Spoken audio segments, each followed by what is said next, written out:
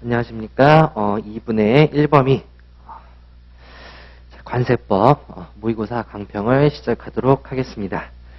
자, 2분의 1범위부터는 장난 아니죠. 공부해야 될 범위가. 근데 그럼에도 불구하고 이번 파트는 좀 해야 될 것 같아가지고 좀 지엽적인 내용을 좀 가져왔습니다. 그래서 문제 1번 같은 경우에는 좀 상당히 곤란한 내용이라고 생각이 들고요. 그래서 정상적으로 공부를 하셨다면은 아마 10점 정도는 맞추지 않을까라는 생각을 가지고 있어요. 네. 그리고 문제 2번 같은 경우에는 쉬운 내용들, 그리고 문제 3번도 환급특례법하고 그 다음에 세율 파트 부분 같이 냈는데요. 환특법 같은 경우에는 양이 너무 적기 때문에 좀 지엽적인 내용이라 하더라도 이 부분은 충분히 커버될 것이라고 생각이 들고, 물음 2번 같은 경우에도 국제협력 관세와 관련해서 양어의 철회 및 수정, 대항 조치, 양어의 철회의 효력, 이 부분까지도 커버를 하실 거기 때문에 수월할 것이라고 생각이 듭니다. 그리고 문제 4번도 역시 간단한 문제로 제출을 해봤어요. 물음 1번이 제수출 면세 규정에서 면세 받을 수 있는 물품 3가지, 그 다음에 1년 초과해서 제수출 면세 받을 수 있는 물품 2가지, 오타가 났네요. 2가지 쓰시오라는 내용이고, 그 다음에 물음 2번 같은 경우에는 물품을 수입할 때 제수출 면세를 적용받지 아니한 경우, 특정한 사유로 수입한 상태 그대로 수출된 경우, 자, 수입한 상태 그대로 수출된 경우는 물론 환급특례법에도 있죠. 원상태 환급이라고. 근데 그거 말고 이제 특정한 사유라고 해서 관세법이라고 당연히 알아야겠죠? 예, 관세법이라고. 그러면은 위약 수출 볼 수 있겠죠. 위약 수출. 특정한 사유라고 하는 것은 위약을 말하는 거겠습니다. 계약 내용과 상이한 것. 그때 관세 환급 제도에 대해서 상세하게 기술하시오. 이 내용도 역시 간단한 내용이라고 볼 수 있겠습니다. 그래서 이번 시간에는 문제 1번에 초점을 둬서 좀 설명을 드리려고 합니다. 자, 문제 1번 같은 경우에 물음 1번, 물음 2번 같은 경우는 물음 1번. 특수관계가 있는 구매자와 판매자 사이 거래 중 수입 물품의 거래 가격이 수입신고 수리 이후에 국조법에 따른 정상 가격으로 조정될 것으로 예상되는 경우로서 기재부령으로 정하는 요건을 갖춘 경우, 어디 부분이죠? 잠정 가격 신고 사유에 들어있는 내용이죠. 시행령 부분에. 그랬는데 시행령 부분에 있는 내용에서도 시행규칙의 요건을 갖춘 경우라고 했으니까 시행규칙 부분에 있는 요건을 쓰라는 그런 내용이 되겠습니다. 자, 그리고 물음 2번 같은 경우에는 관세의 과세가격 결정 방법, 아크바죠. 그리고 국세의 정상가격 산출 방법 사전 조정이라고 했으니까 APA가 되겠네요.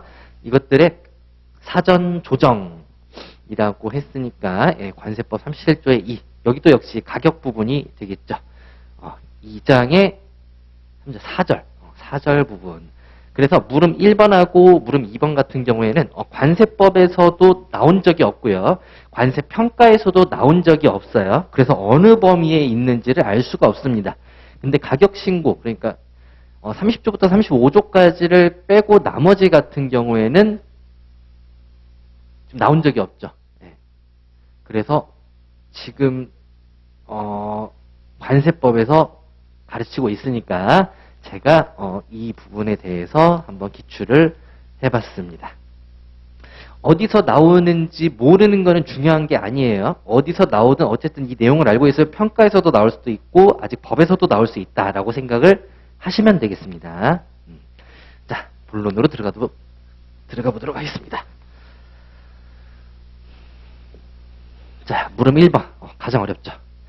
자, 특수관계가 있는 구매자와 판매자 사이 거래 중 수입물품 거래 가격이 수리 후에 정상 가격으로 조정될 것으로 예상되는 거래. 그러니까 거래 가격이 어떠한 사유로 인해 가지고 정상 가격으로 조정이 된다. 여기서 이 정상가격이라는 말을 이해를 하셔야 되는데, 정상가격이라고 하는 것은 관세법의 용어는 아닙니다. 관세법의 용어는 아니고 국조법에 있는 용어인데, 이 정상가격이라고 하는 것은 국조법에서는 어떤 법률에 기초를 하냐면은 이제 법인세법. 법에 기초를 해요. 법인세법에 따라서 관세 가격을, 이 법인세의 과세 가격을 산출하는 것은 과세 표준 곱하기 세율이 되겠죠. 법인 세율. 이렇게 될 거예요. 이 과세 표준이 뭐가 되느냐? 법인 소득이죠. 법인 소득이 과세 표준이 된다라고 보시면 되겠습니다. 그러면은 거래 가격하고 정상 가격하고 무슨 사이야?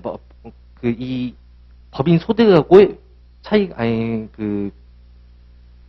거래 가격, 정상 가격, 이 법인 소득과의 관계가 무엇이냐라고 했을 때, 이 거래 가격이라고 하는 것은 매출 원가가 되는 것이고요. 원가가 되는 것이고요. 그리고 매출액에서 거래 가격을 빼고 그 다음에 판관비를 빼면은 이 금액이 법인 소득이 되겠죠. 그러니까 거래 가격은 직접적으로 법인 소득하고 연결이 된다라고 생각을 하시면 되겠습니다. 그렇기 때문에 이 법인세법에 따르면은 이 거래 가격이 국제 간의 거래 가격이 있을 때 이 그 국제 가격은 특관자라고 하는 것은 다국적 기업이죠. 다국적 기업 간의 거래 가격이 일반적인 상거래상, 동종업계에 있는 상거래상 정상 가격으로 조정을 하게 되면은 정상적인 법인 소득이 나온다라고 인지를 하기 때문에 저 국제조세 조정에 관한 법률 국조법에 따라서 이 거래 가격을 정상 가격으로 조정하려고 하는 것이에요. 근데 이 정상 가격으로 조정을 하는 것이 아니고 이 거래 가격 자체를 정해버릴 수도 있잖아요. 그렇죠? 근데 정할 수가 없는 이유가 있어요. 왜냐하면 얘는 이 법인세는 기간세이기 때문에 1년간 매출원가 이 거래가격이라는 거죠. 그 다음에 매출액, 그 다음에 또 뭐 있어요? 이 사이에 판관비. 이런 것들을 1년간치를 산출을 해가지고 매출액이 나오면은 매출액 비율이 예를 들어 매출 계산하게 되면은 법인 소득이 나오죠. 법인 소득이 예를 들어서 뭐 한 20% 정도 된다. 그러면은 상관행상 동종업계에 있는 법인 소득은 일반적으로 한 30% 정도 된다.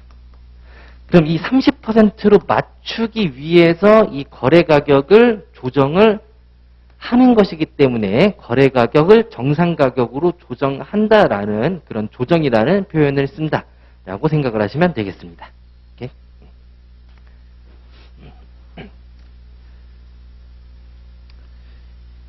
기본이론 때 배운 내용이라 좀 급하게 설명을 했더니 좀 꼬였어요. 어쨌든 자, 그래서 정상 가격으로 조정될 것으로 예상되는 거래로서 기재부령으로 정하는 요건을 갖춘 경우, 그러면은 기재부령으로 정하는 요건이란 무엇이냐? 정하는 요건. 거래 가격 조정 계획에 따라 조정되는 금액. 이게 어떻게 돼야 됩니까? 이게 실제로 지급 수령되고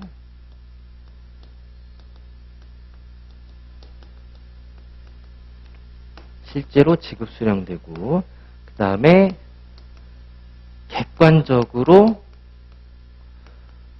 배분 계산되는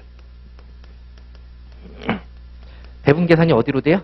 수입 물품으로 객관적으로 배분되거나 계산되어야 된다라는 요건을 갖춘 상태로 다음의 요건을 모두 갖춰야 돼요.